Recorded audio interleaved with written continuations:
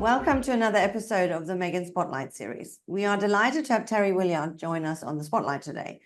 Terry is the MEG and TMS Program Manager and nurse at Bonheur Children's Hospital in Memphis, Tennessee. We previously interviewed Dr. James Wheeler, the Chief of Pediatric Neurology at Bonheur, who Terry works alongside. Bonheur was the first children's hospital in North America to have the latest MEG technology installed, with the goal to offer state-of-the-art technology to children undergoing pre-surgical evaluation for brain tumor, vascular malformations, or epilepsy.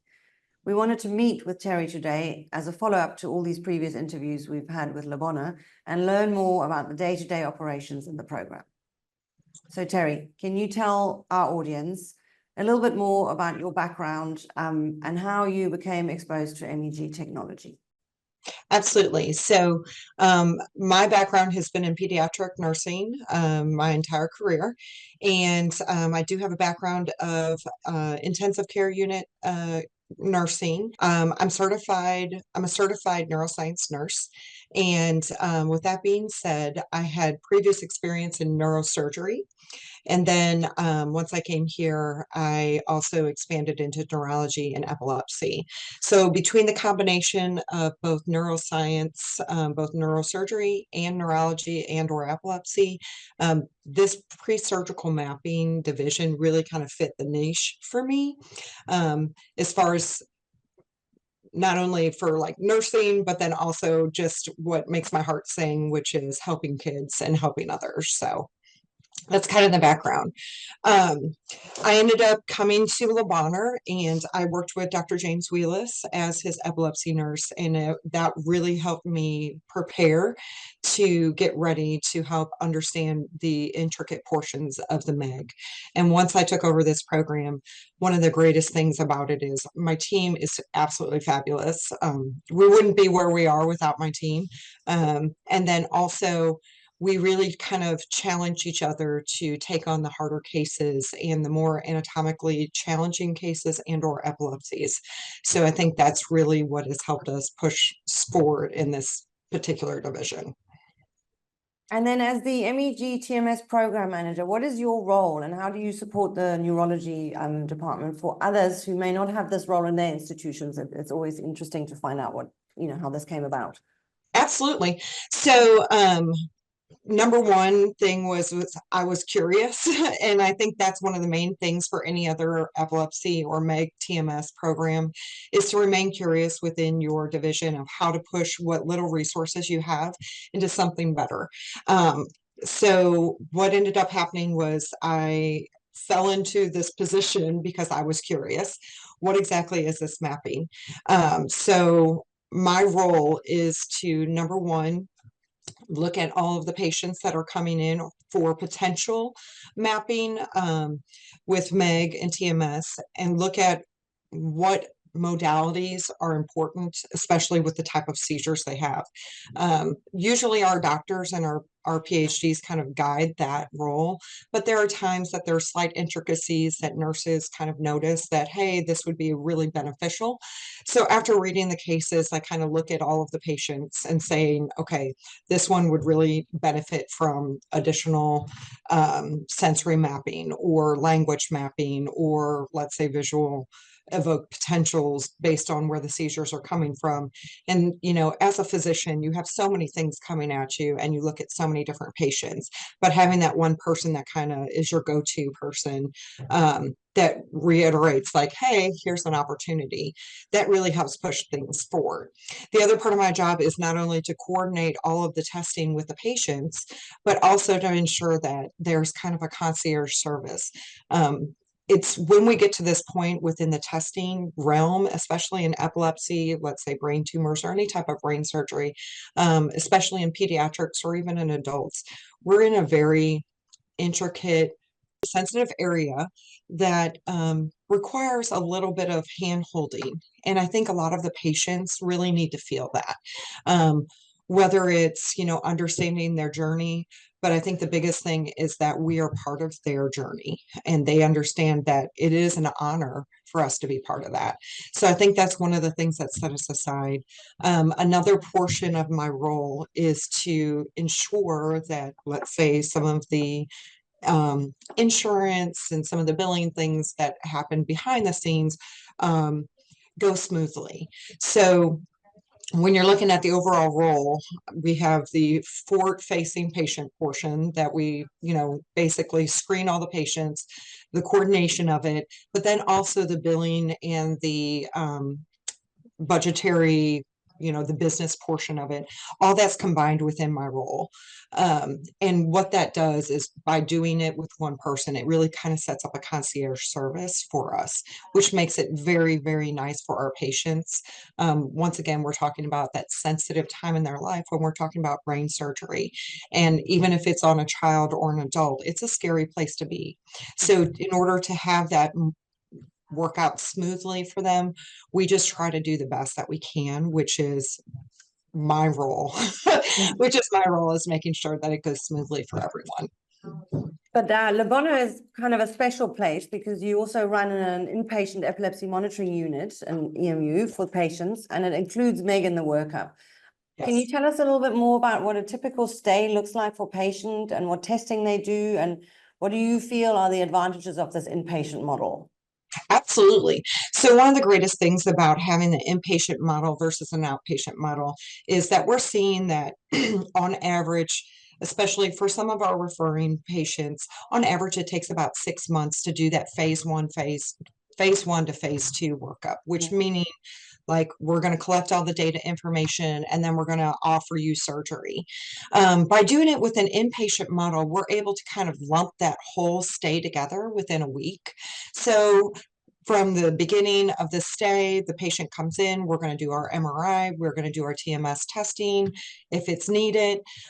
Usually the next day or within the first 2 days, 3 days, we're doing MEG testing if for them. We're also doing neuropsych.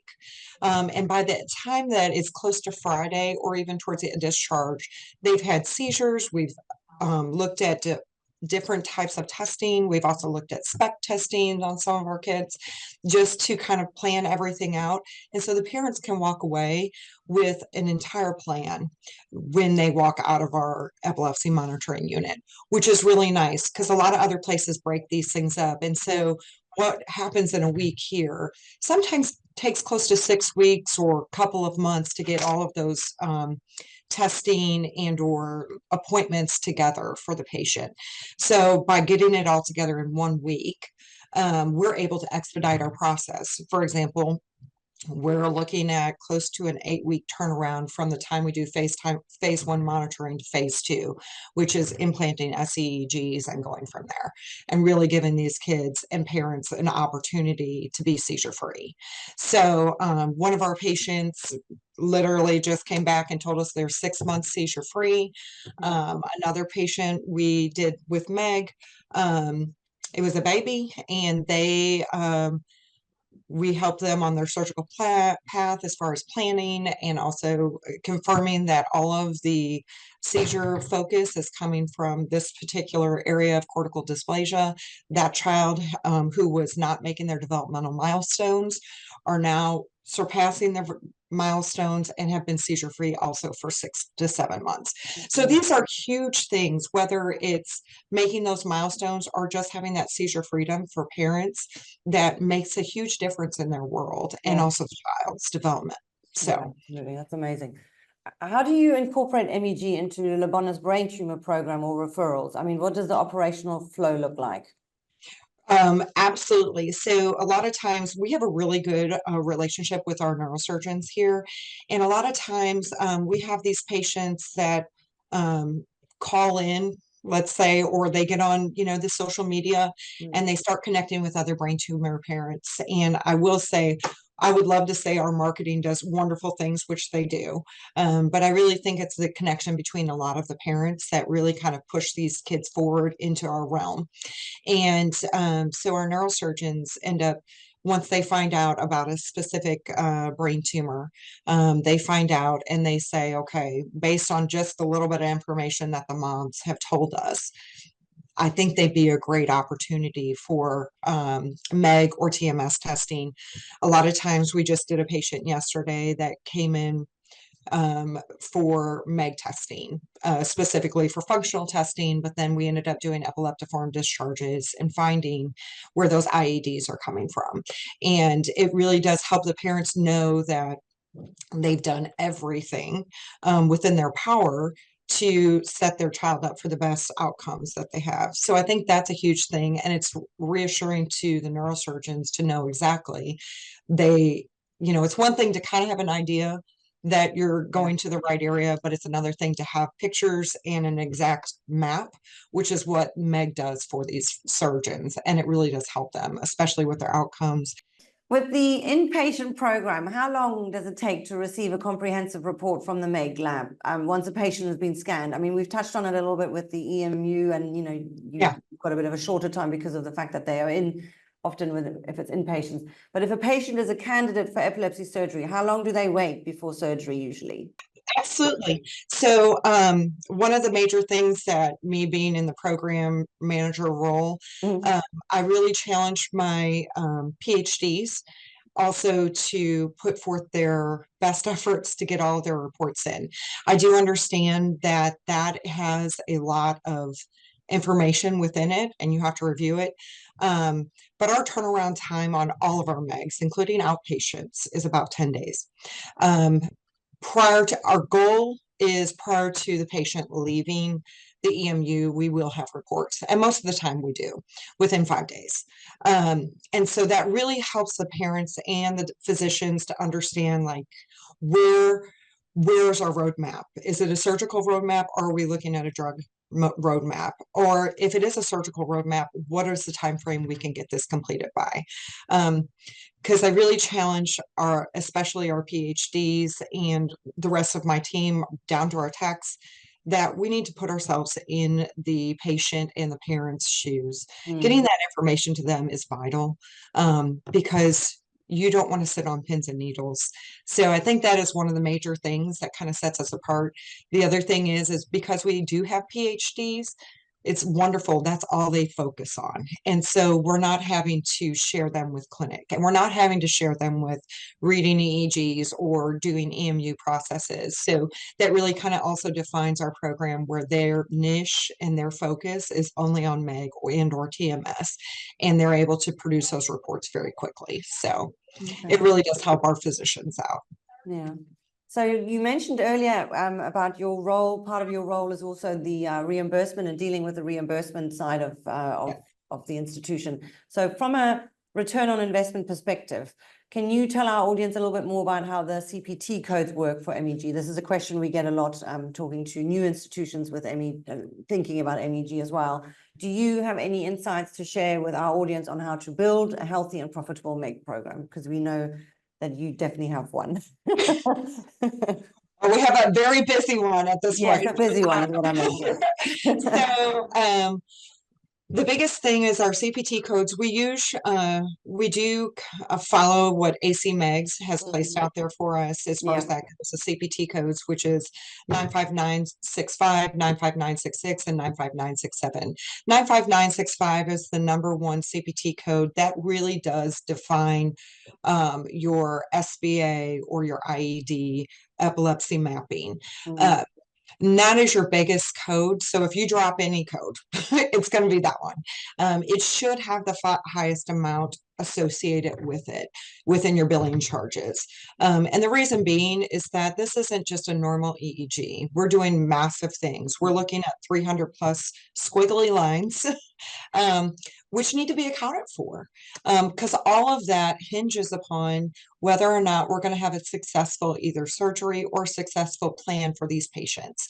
So I think that's one of the biggest thing is get with #1, your billing people or your billers. Also talk with your CFOs and really distinguish. And also there's within the institution, there's someone that's in charge of pricing and or charges that are associated with CPT codes. Those are your 3 major people that you really need to talk to and define how much these codes should be charged for. Now, I will say that most billing codes here in the US, are defined by sometimes what is called Medicaid or Medicare reimbursement. But that should not define the price point that you are setting for this. There is a range, and you can go out, there's other kinds of websites that are out on the internet that can tell you the range within each CPT code of what the billing should be. And you really need to build a return on investment case based off of that. So I think that's a huge thing, because right now I'm just going to say we've been established for 12 years, but there's always somebody coming back around and looking at our price point and saying, is this too expensive? Is this too much? And the biggest thing is no, it's not too much. We're actually not charging enough for the invaluable information we're giving out there with MEG. And the fact is that MEGs are not located on every corner. I mean, they're not within every hospital. I think in the United States, there's 29, maybe 30. Yeah. And of that, I mean, we're a small group. So if you think about the number of MRIs that we have in comparison to MEGs, we're really a niche group that really needs to be focused on. And you don't just refer patients here willy-nilly. These are important patients that really have a trajectory that is on not only brain surgery or neurosurgery, but also on a way of healing for their epilepsy and or brain tumors. Yeah. And following on from that, then, what is your experience in regards to the amount or the how many scans patients you need for a lab to break even, I guess? I mean, I know this could be different from state to state in the US, but how long do you think it takes for your program to reach a sort of profitable stage, I guess, or on average? Yeah, so if you're a brand new program based on the average reimbursement, we're just saying average reimbursement, it's going to take probably close to two to 3 years, because you have to remember, not only are you trying to get the reimbursement, you're also trying to build clientele. So we are 100% referred service, whether we like it or not. You can't just walk off the street and say, hey, I want a MEG, even though I love that. There's a certain group of people that do require these services, and for them, it's great to have it. However, it's going to take a lot of those patients walking through the doors to try and get those services for reimbursement. So some options are, not every patient needs to be epilepsy mapped. That does take a bulk of time. So for example, if you're a brand new MEG center, or a MEG center that has become stagnant, and you're looking to increase profitability, an option for you is to do functional mapping. Functional mapping does not take long. You can burn and turn, as I like to say, those patients very quickly. And you're able to do it within an hour or two. And the more you can do, you're actually getting profit from. Another option is just to if you're setting up that program as a new program, to sit down and let your CFOs and your marketing and all of the billing people kind of understand that this is not going to turn a profit right away. And I think that's something that's huge to understand from a billing perspective. But within a year, 2 years, you're going to start seeing some of that return on investment. And then as your program grows, you're really going to start seeing that's when it becomes profitable, especially to the hospital. If you are a standalone center, just know that it's kind of like in a restaurant business. Every restaurant fails for the first 2 years, and that's okay, until they become profitable. So that's one of the things so make sure you have kind of that defined operating budget for at least 2 years prior to, in order to make things move forward. And like I said, find the things that make your MEG department different, that you can profit on. Meaning, like, is it your turnaround time? Is it how in-depth you're able to do the studies? Is it whether you offer sedation services? Those are all things that your marketing team and or yourself as the director or need to be pushing out there, so that other people know what is out there to be offered and to be able to refer to you. I think that's a huge portion of making a profitable MEG department and or business structure. So I'd say since 2018, since you've installed the MEG, you've obviously seen an increase in the number of scans in your lab. correct? Yes, Yeah. correct. Yeah. So since one of the major things that also helped decrease some of our operating costs is the fact that we don't have to refill with helium, which is great. We have a one-time fill, which is during our primary maintenance time, and that right there is huge as far as gaining some of that negative cash flow back. So that is a huge portion of the MEG department that every year the CFO looks at me and says, "Oh gosh, this is different than before. This is really nice, you know." So I have to keep reminding him that we can reinvest that money in other places. So, but yeah. So since I've taken over the position, especially with our new MEGIN device, we've been able to double our volume. This year we've already surpassed our 2023 patient volume, and we're surpassing that this year. So it's become quite busy, which is great for business, great for patients. But we're a little tired over here. It's a lot of work, I know. But it's all, work hard, play hard, I guess. Yeah. So last question then for the day. Bonheur offers sedation protocol, which is, something that I know you're involved in.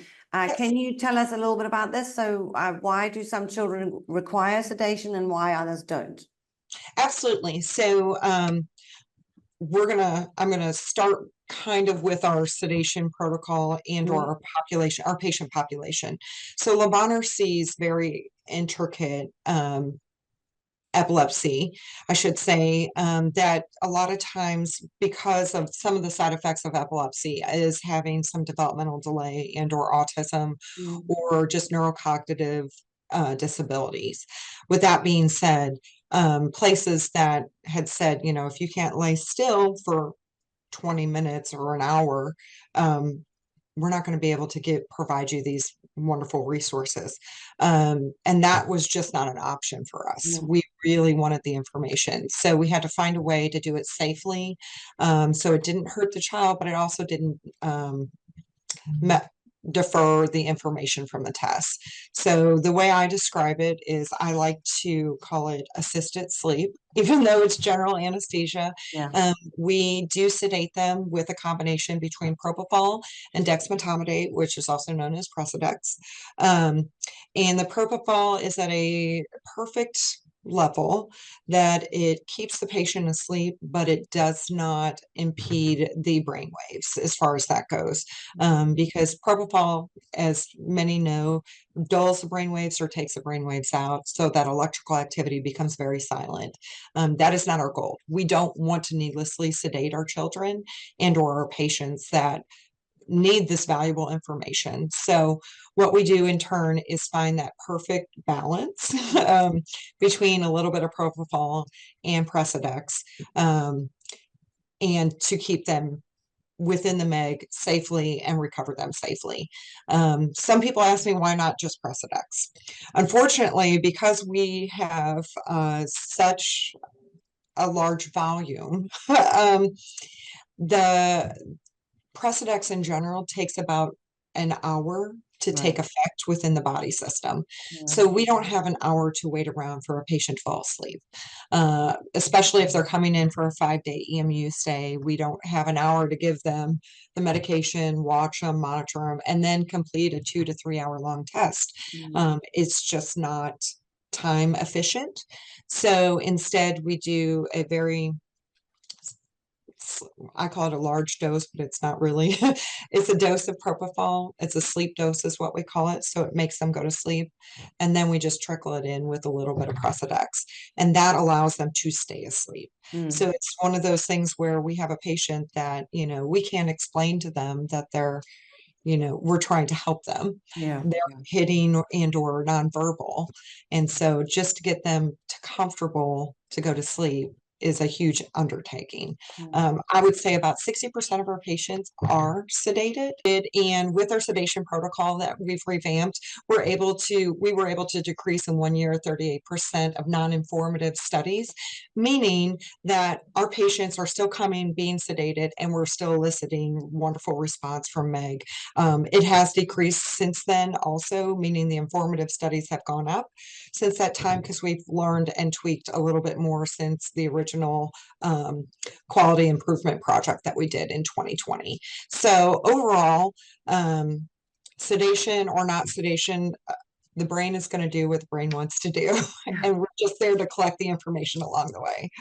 Oh, brilliant. Thank you so much, Terry. This has been amazing. You've done, very, very kindly taken up your time, and thank you for all this extremely valuable information, Absolutely. not just for us, but also for our audience. So I appreciate your time today, and hope to see you soon, I guess, in real life. Thank you so much. Thank Have a you. wonderful day.